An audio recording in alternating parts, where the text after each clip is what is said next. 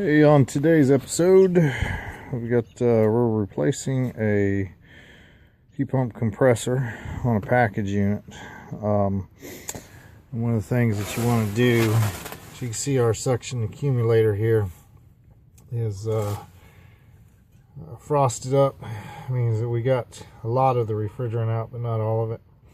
And so, before we put in the new compressor, I'm going to blow the system out with dry nitrogen, try and get all of the refrigerant out. Otherwise, when you're brazing, it'll turn back into a gas, come up and through here. It'll put pressure on your system. Not only that, but it'll also turn into phase-on gas, which is deadly. You don't want to burn the R22 because it will turn into phase-on gas and kill you if you breathe too much of it.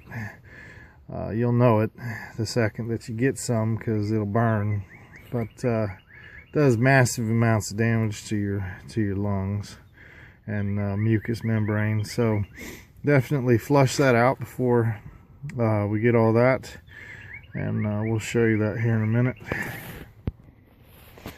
Okay, so flushed it out and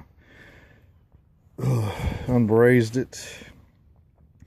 Has connections, and you can see I pushed it through with nitrogen, and we're still got a little bit of gas coming out, but we'll wait a little bit and then push some more nitrogen through, get all that gas out.